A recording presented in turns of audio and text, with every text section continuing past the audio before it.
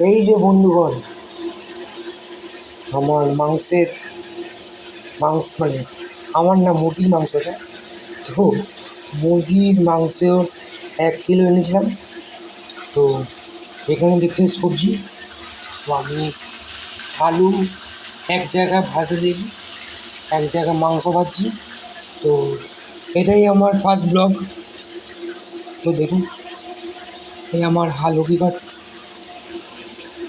আমি নাকি মাংস ভালো বানাই। তো আমি কী কী মশলা দিচ্ছি আপনাকে এই ভিডিওতে বলবো, বুঝলেন? এই যে মিক্সিতে আদা রসুন, আবার কি সিক্রেট মশলা সব, মানে যা বলে, কিন্তু সিক্রেট মশলা হয়তো না। আদা রসুন নুন লঙ্কা সব দিয়ে একবার একটা পেস্ট বানিয়ে নিয়েছি। আর এখানে আমার সব মশলার কৌটো, এখান থেকে সব মশলা নেব। এটা অ্যাকচুয়ালি আদা রসুন পেঁয়াজ আর গ্রিন চিলি, বুঝলেন? এরপর আমি যখন মশলা দেবো আপনাদের বলবো।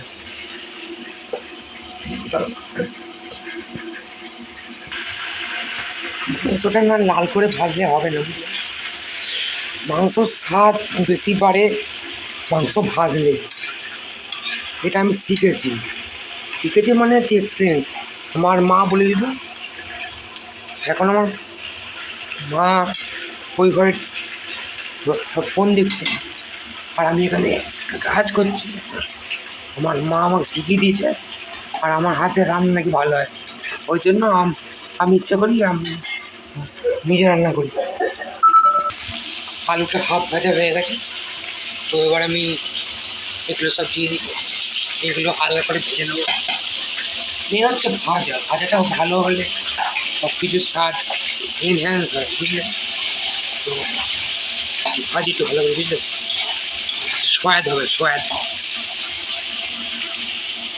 আমি আমার মুখটা দেখাতে পারছি না, এখানে ফ্রন্ট ক্যামেরা হচ্ছে না, ওই জন্য আন্দাজ মতো নুন এখন হালকা করে দিলাম। এরপর যখন লাগবে আরও দেবো, বুঝলেন?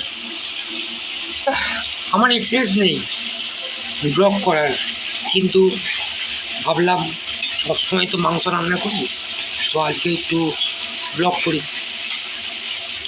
তো এখানে মনে হয় মাংসটা ভাজা হয়ে গেছে।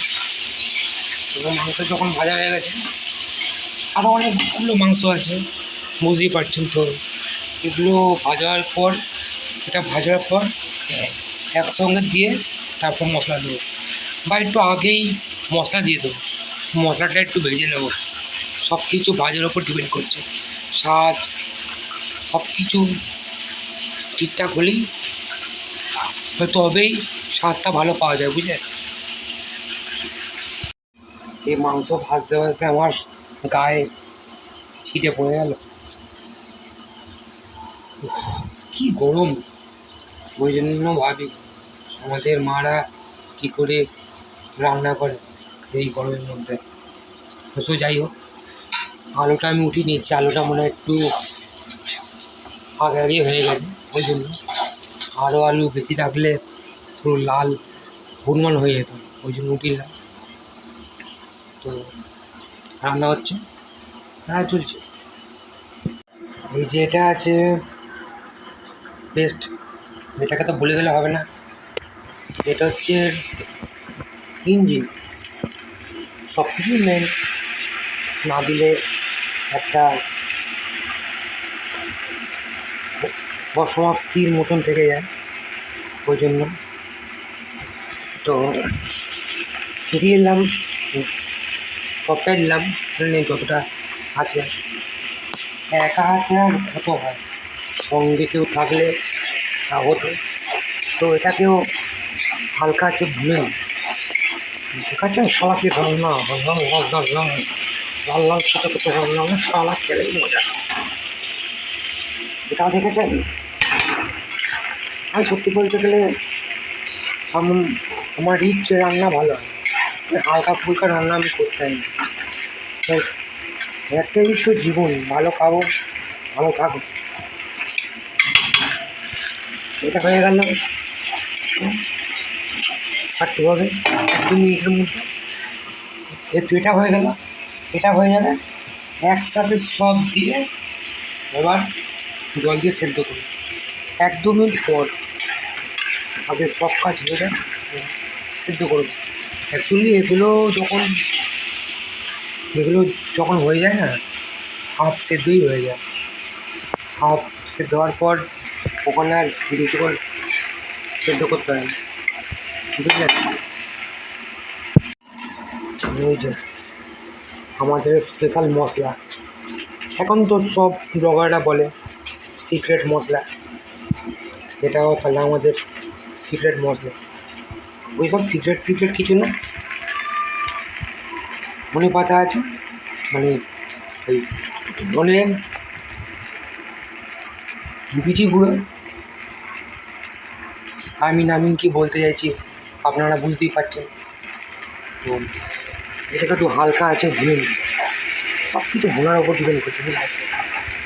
একটু পাঁচটা হালকা করে নিই, হালকা আছে ভালো হবে। এটা হয়ে গেল।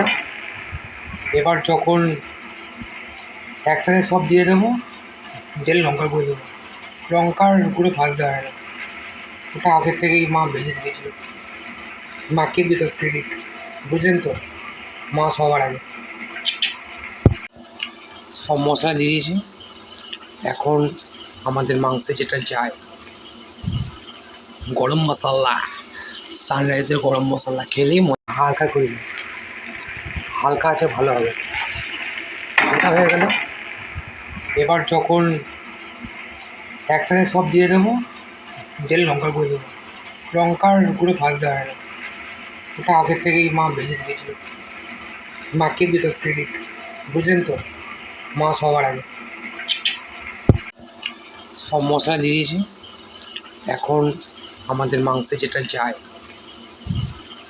গরম মশলা, সানরাইজের গরম মশলা খেলেই মজা। এটাই মানে এটাই সব থেকে ভালো গরম মশলা আমার যা মনে হয়। তো আমি এটাকে ছিঁড়ছি, তো অল্প আছে, এই অল্পতে হবে না, নিউ প্যাকেট ছিঁড়তে হবে, বুঝলেন? দাঁতে ছিঁড়ছি, কারণ আমি একা, আমার সাথে কেউ থাকলে ছিঁড়ে যেত, দাঁতে ছিঁড়তে হবে, সেটাও না লোহাদি বানানো।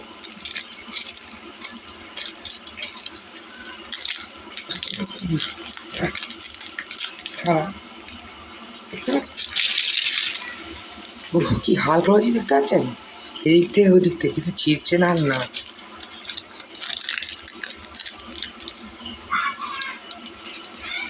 ছিঁড়েছে ভাই, ছিঁড়েছে, সব দেওয়া হয়ে গেল।